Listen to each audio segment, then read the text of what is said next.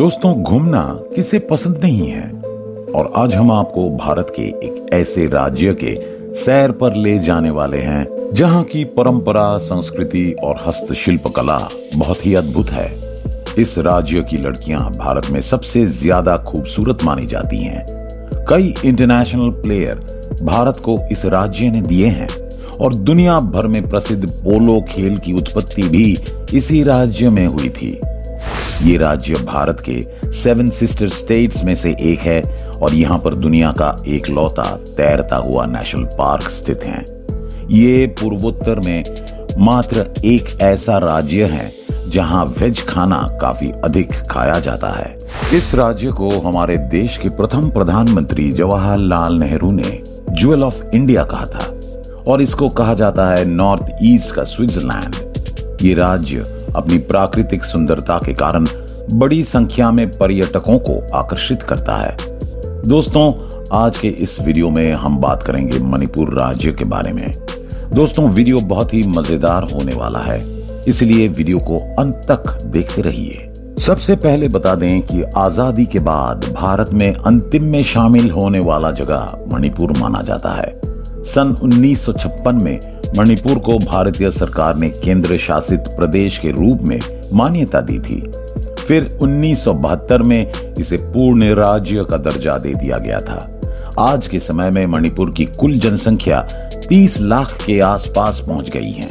मणिपुर अपनी सीमाएं नागालैंड, मिजोरम, असम और म्यांमार के साथ साझा करता है।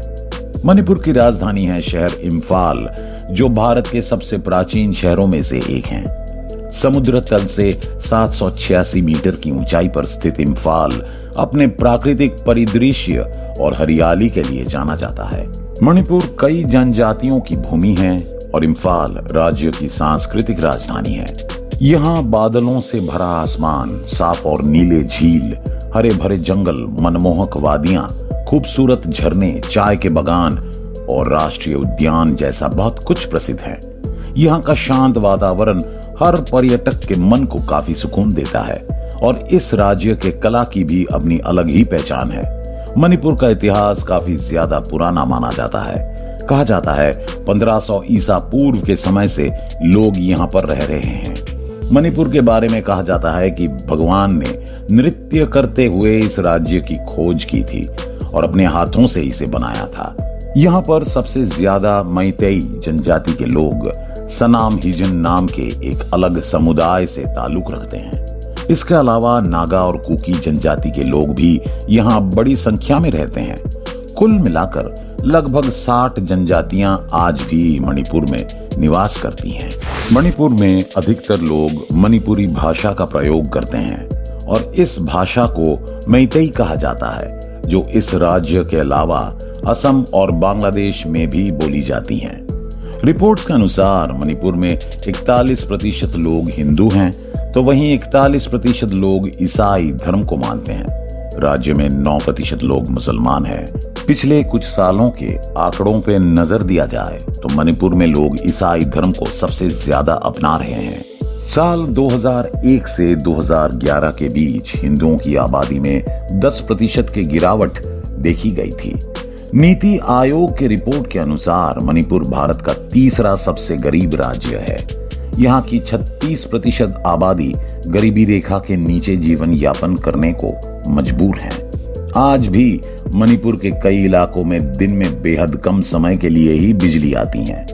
ट्रांसपोर्टेशन और कम्युनिकेशन के भी बहुत अच्छे साधन यहाँ पर उपलब्ध नहीं है। मणिपुर के लोगों की सालाना प्रति व्यक्ति आय 84,000 रुपए के गए हैं। मणिपुर में कुल 9 जिले हैं और हर जिले की अपनी अलग अलग पहचान और खूबसूरती है। आपको बता दें कि ये राज्य इतना ज्यादा खूबसूरत है कि इसे भारत का स्विट्जरलैंड भी कहा जाता है। विशेष तौर पर मणिपुर की लड़कियां काफी सुंदर और आकर्षक होती हैं।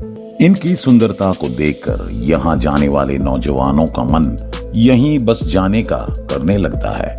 भले ही बाकी मामलों में मणिपुर पीछे क्यों ना हो, लेकिन एजुकेशन के मामले में मणिपुर काफी समृद्ध नजर आता है। आज के समय में मणिपुर में लगभग 77% आबादी शिक्षित हैं। मणिपुर एक ऐसा राज्य जहां पर 3/4 हिस्से में सिर्फ जंगल ही जंगल मौजूद है। ऐसे इलाके में भी इतनी अच्छी लिटरेसी रेट होना मणिपुर के साथ साथ पूरे भारत के लिए गौरव की बात है। आपको जानकर हैरानी होगी कि मणिपुर में एक बाजार लगता है जो 500 साल पुराना है। इस बाजार को सिर्फ और सिर्फ महिलाओं द्वारा चलाया जाता है और 4000 से ज्यादा महिलाएं यहां पर अपना सामान बेचती हैं। बाजार में फल, सब्जी, मीट और कपड़ों से लेकर सब कुछ आपको मिल जाएगा। मणिपुर की अर्थव्यवस्था पर्यटन, खेतीबाड़ी पर निर्भर करता है। यहाँ पर खेतीबाड़ी बड़े पैमाने पर की जाती है। पहाड़ी इलाका होने के कारण लोग झूम खेती की तकनीक का इस्तेमाल करते हैं। इसमें पहाड़ों को काटकर खेती की जाती है। यहाँ पर सबसे अधिक धान, गेहूं, मक्का, दालों और ऑल सीड्स की खेती की जाती है। इसके अलावा पाइनएप्पल, नींबू, केला, संतरा जैसे फल और फूल गोभी और पत्ता गोभी जैसे सब्जियों का उत्पादन भी यहाँ बड़े पैमाने पर किया जाता है। साथ ही मणिपुर के पहाड़ी इलाकों में कई तरह की जड़ी बूटियां भी पाई जाती हैं। इन जड़ी बूटियों का इस्तेमाल लोग औषधि के तौर पर करते हैं। मणिपुर को स्पोर्ट्स के लिए अगर स्वर्ग कहा जाए तो ये गलत नहीं होगा। ये तो आप जानते ही हैं कि दुनिया के कई देशों में पोलो खेल काफी लोकप्रिय है। इस खेल की शुरुआत 14वीं शताब्दी ईसा पूर्व के दौरान मणिपुर में ही हुई थी। रग्बी खेल भी आपने जरूर देखा होगा, जिसमें बॉल लेकर दौड़ लगाई जाती है और दूसरी टीम के लोग उसे रोकने की कोशिश करते हैं। मणिपुर में भी ऐसा ही खेल खेला जाता है, लेकिन ये खेल असली नारियल से खेला जाता है। इसके अलावा कुश्ती को यहाँ पर मुकना के नाम से जाना जाता है। 8 बार वर्ल्ड बॉक्सिंग का खिताब जीतकर भारत का मान बढ़ाने वाली मैरी कॉम भी मणिपुर से ही है। इतना ही नहीं, हाल ही में समाप्त हुई टोक्यो ओलंपिक में सिल्वर मेडल जीतने वाली वेटलिफ्टर मीराबाई चानू की जन्मभूमि भी मणिपुर ही है। मणिपुर ने इसके अलावा भी कई शानदार प्लेयर्स इंडिया को दिए हैं। आज की तारीख में कई क्लब और स्पोर्ट्स को बढ़ावा देने वाली संस्थाएं मणिपुर में चल रही हैं। नॉर्थ ईस्ट के खान पान की बात ही कुछ और है और यहाँ के जायके सबसे अलग हैं। मणिपुर का भोजन और तरह तरह के व्यंजन काफी स्वादिष्ट माने जाते हैं। बाकी नॉर्थ ईस्ट के राज्यों की तरह यहाँ के लोग नॉन वेज खाना ज्यादा पसंद नहीं करते। मणिपुर के लोग सादा भोजन खाने पर विश्वास करते हैं, लेकिन कई तरह के मसाले जैसे हींग, जीरा, धनिया और पुदीना मणिपुर के खाने में इस्तेमाल किए जाते हैं। लेकिन मिर्च और तीखापन यहाँ के लोग कम पसंद करते हैं। मछली और चावल लोगों के रोजाना के डाइट में शामिल होता है और शाकाहारी लोग मछली की जगह फल और हरी पत्तेदार सब्जी अपने भोजन में शामिल करते हैं।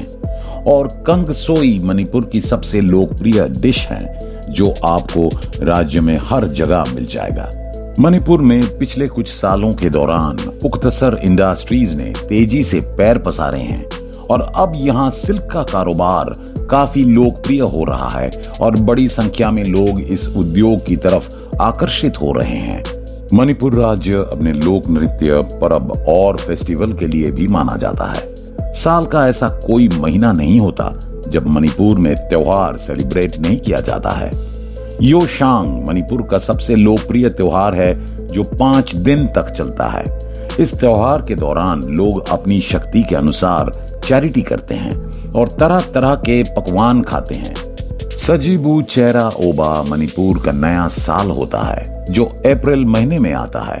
कंग चिंगबा के दौरान यहाँ धूमधाम से रथ यात्रा का आयोजन किया जाता है। इन सब के अलावा कूट, कंगनगाई, दुर्गा पूजा, दशहरा और दिवाली जैसे त्योहार भी यहाँ भव्य तरीके से मनाए जाते हैं। दोस्तों, मणिपुर के वर्ल्ड फेमस मणिपुरी नृत्य के बारे में तो आपने सुना ही होगा, जिसे रास लीला भी कहा जाता है। ये लोक नृत्य मणिपुर की शान मानी जाती हैं। मणिपुर में आपको एक भी महिला या पुरुष नहीं मिलेगा जिसको डांस करना ना आता हो। यहाँ के कई नृत्य राधा कृष्ण को भी समर्पित हैं। जब बात होती है खूबसूरती की, तो यहाँ की लड़कियों को अपने मणिपुर के पारंपरिक वेशभूषा में एक बार देख लिया तो बस आपका दिल पिघलना तय है। मणिपुर के लोग अपनी परंपरा और संस्कृति की तरफ खास लगाव रखते हैं, इसलिए जब भी कभी यहाँ पर कोई त्योहार होता है तो ये लोग अपनी पारंपरिक वेशभूषा में ही नजर आते हैं। पुरुष धोती और कुर्ता में नजर आते हैं और वो सिर्फ सफेद रंग की पगड़ी बांधते हैं। महिलाओं की वेशभूषा को इनाफी कहा जाता है, जो एक शॉल जैसी नजर आती हैं। उसे महिलाएं स्कर्ट की तरह पहनती हैं। वेशभूषा में महिलाएं नृत्य करते हुए बिल्कुल परी जैसी नजर आती हैं। यहाँ पर 500 प्रकार से भी अधिक ऑर्किड फूल पाए जाते। मणिपुर के सबसे सुंदर फूल के बारे में बात करें तो ये हैं शिरोय लिली। ये फूल बरसात के समय में खिलता है और इसकी खूबसूरती का अंदाजा इस बात से लगा सकते हैं कि सन 1948 में लंदन के रॉयल हॉर्टिकल्चर सोसाइटी के द्वारा इसे मेरिट पुरस्कार से सम्मानित किया गया था। वाकई इस फूल की सुंदरता का कोई हिसाब नहीं है। ये फूल मणिपुर के अलावा कहीं नहीं मिलता। अब हम आपको मणिपुर के उन जगहों के बारे में बता देते हैं जहां आप घूमने जा सकते हैं। इम्फाल में आप खूबसूरत झरने और वादियों के बीच जा सकते हैं, जहां पर आप नाइट लाइफ का भी भरपूर आनंद ले सकते हैं। यहाँ की लोकटॉक लेक सबसे प्रसिद्ध झील है। आपको बता दें कि यहाँ पर दुनिया की एकमात्र फ्लोटिंग नेशनल पार्क भी मौजूद है। अगर आपको ट्रेकिंग पसंद है तो आप थोबल शहर या फिर चंदेल जा सकते हैं। बड़ी संख्या में पौधे और जानवरों के होने के अलावा चंदेल में ऑर्किड के कई किस्म और सजावट वाले पौधे और कुछ बहुत ही उपयोगी औषधीय पौधों के लिए भी जाना जाता है। टिमेंगलोंग में हॉर्नबिल नाम का एक बहुत ही खूबसूरत पक्षी को आसानी से देखा जा सकता है। इसके अलावा उखरूल के चाय के बागान, जूको वैली, लेमाराम वाटरफॉल, श्री श्री गोविंद मंदिर जैसी अनेकों जगह है जहां आप घूमने के लिए जा सकते हैं। आपको बता दें कि मणिपुर में 3500 साल पुरानी गुफाएं मौजूद हैं, जिसे देखने के लिए टूरिस्ट यहाँ खींचे चले आते हैं। कुछ लोगों का मानना है कि हजारों साल पहले यहाँ इंसान रहा करते थे। मणिपुर में कोई भी रेलवे स्टेशन मौजूद नहीं है। नागालैंड में स्थित दीमापुर रेलवे स्टेशन यहाँ का सबसे करीबी रेलवे स्टेशन है। हालांकि इम्फाल का एयरपोर्ट भारत के सभी राज्यों से जुड़ा हुआ है। मणिपुर में आपको प्रकृति की गोद में बहुत ही अच्छी जगह मिल जाएगी, जिसे देख के आप होटल या रिसोर्ट के बारे में भूल ही जाएंगे। दोस्तों, ये था नॉर्थ ईस्ट का खूबसूरत राज्य मणिपुर।